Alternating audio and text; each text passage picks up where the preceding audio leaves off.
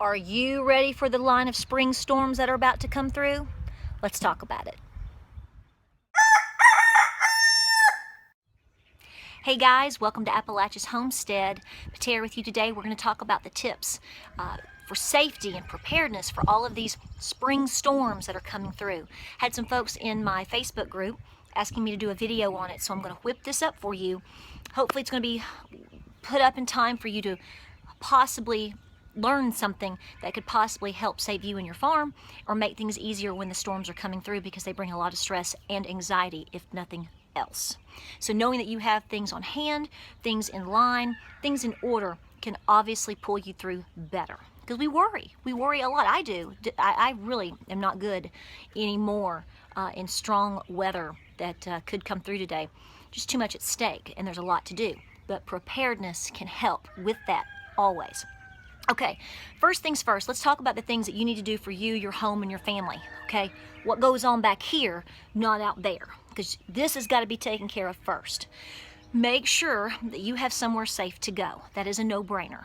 Now, not everybody lives in a house that has a cellar or a basement. I get that. You need to have somewhere in the home, an interior room picked out that you can go to that's not bogged down with stuff, that you and your family, your dog, whatever, in there, you know, in an emergency, and that you have maybe some blankets, you have some pillows. Some folks even tell you to have a mattress that you can put over you to help keep you safe from anything falling on you. A lot of times injuries or death often happen in a home or on a farm because of things falling or being whipped around. So think about that. Okay, wind and all of that type of impact, okay? You need to also have prepared for you flashlights. You need to have extra batteries. These are things we should always have. I know. I try to every January 1st to make a point to make sure I'm getting all new batteries, a lot of new batteries for the year for my fire alarms, and to have for flashlights and things of that sort. Have some of those on hand ready to go. Snacks, water bottles, medications. Okay, if you're coming home at 4 o'clock today and you know a band of storms could be hitting you between 6 and 7, might not be a bad idea to go and take your medication if you can, or at least have it ready and prepped to go when you need to take it, okay, because you may be hunkered down for a couple of hours. Depends on what's going on, right? You need to make sure you have a list of phone numbers and open communication as best as you can with somebody who not only can you help by keeping them informed of what's going on, but for yourself. That is huge here. Folks, I'm telling you right now, my phone does not ring half the time. I can't watch YouTube videos on most days, most of the time.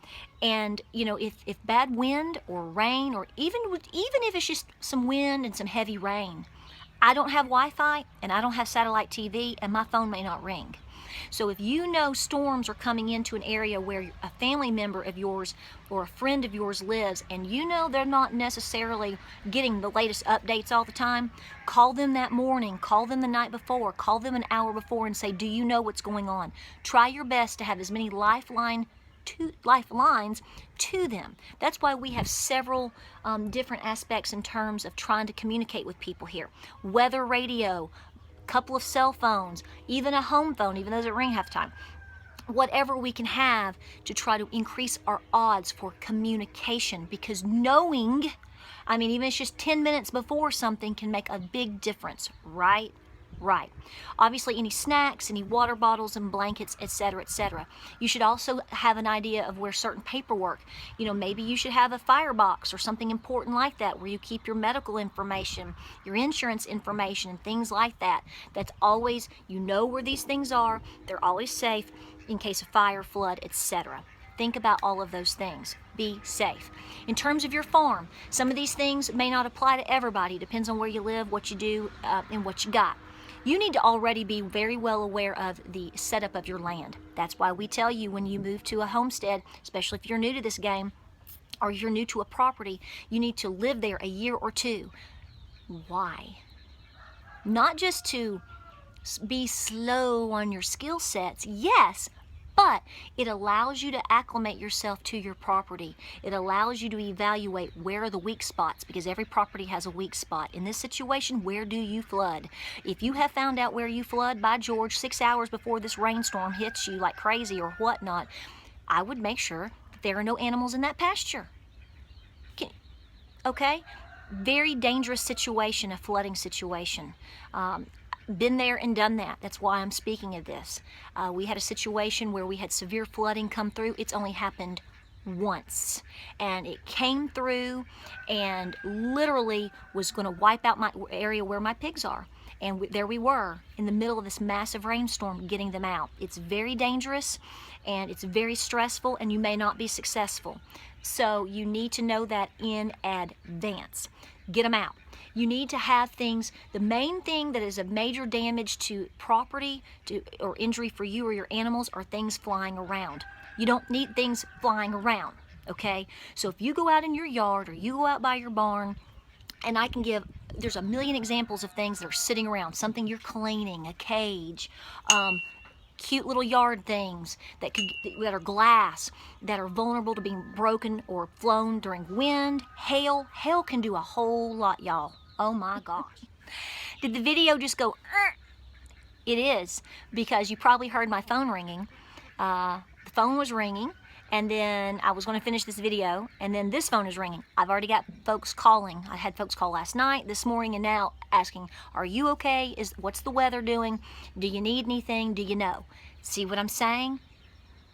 People need that, okay? So you may be the person that's constantly keeping someone aware of what's going on or alerting them. So where was I? Okay, you need to try to have things secured down. Okay, if you have animals that are small and vulnerable to weather, such as, I don't know, maybe your rabbits, maybe your quail, maybe your silkies, maybe you need to bring them in. I'm just saying, I can't speak for your area and your setup and how well it's hunkered down. If it's a small number of animals that are very small, that are vulnerable to wind and to rain, maybe you should have that dog crate that I have suggested before. Set it up in the garage, pine shavings, water, and blah, blah, blah, blah, blah, and put them in there at least for the next 6 to 12 hours so that they are secure, they're not being flooded, there's not heavy wind, and they are protected, okay? Because sometimes things that you can't predict may happen. If it makes you feel better also, I would do so.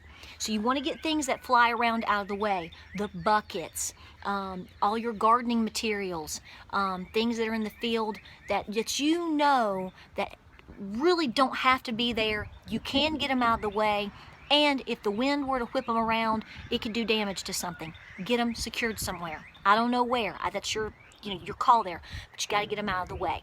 If you live in an area that, if you've got something coming in and you haven't pre-evacuated your animals, you need to technically keep them open in the pasture, hopefully that has some type of shelter that they can judge in terms of going in and out of.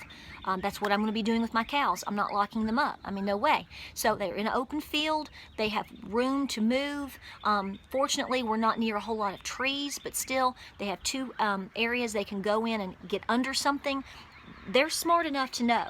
They're smart enough to know. You just have to give them the opportunity. If you're going to be securing things away, like in your coop or small things like that, guys, I'm telling you over and over, it makes so much sense. Whether it's winter, summer, or fall, it doesn't matter. Have extra buckets. Have extra containers that you can put feed in. If you're rotating them, keep the ones you're not using clean and right where you can get easy access to them. You're not going to have time 5 minutes before a storm trying to move yucky stuff around. I mean, get the animals up, I get it. If you have to get them, the chickens up or whatever, I get it. But it's going to be so much easier for you if you have a few extra containers that you can quickly grab and go, okay? So it's a lot of pre-prep. And it's things that you have to do and be prepared to do already with this lifestyle. So, medicines, clear paths, get things out of the way from being blown around. I've brought in all the things that I'm trying to plant. You can't see things that I'm starting to plant. I've brought them in because if we get hail, it's gonna kill them. It's gonna damage it. It's gonna be done. Get things covered. If you're going to be using black plastic or anything like that, please don't go out there and try to be working with it in the middle of the storm. I'm telling you right now, you can get hurt. Had a very bad storm come through our first winter in my lasagna garden up here. We put the 9 mil, that thick black plastic down. The wind was so unbelievable. It was blowing it up, and we were afraid it was going to blow it over the house down into the valley. We've had things like that happen before. So I went out with my husband. We were trying to get the extra center blocks down, which should have already been there, which we ended up buying more because we didn't have enough. But I stood on it. I stood on it. Now, it wasn't snowing, but the wind, unbelievable.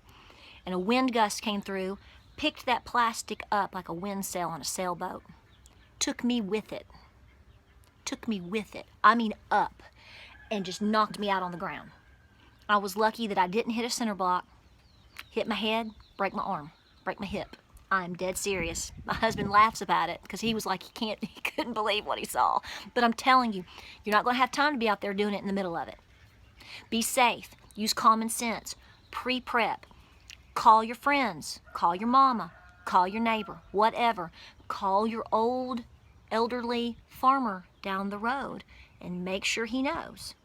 Okay? I'm sure he does. He knows more than you. But I'm just saying, it doesn't hurt to be prepared, especially when you have a few hours to get everything in line. Be smart. We'll talk to you soon. I hope this video helps you out. We're going to throw it together and put it up so a lot of you can evaluate if you have everything that you need before everything hits. We're getting a break right now. We're getting a break. We're in a break. But I know they're letting schools out already. It's lunchtime because other places around us are having some things hit. So, guys, we'll talk to you on Facebook in the homesteading group and on Facebook and Instagram and Pinterest. And y'all stay safe. Get the stuff out of the way. Get it out of the way. Get it out of the way. We'll talk to you soon.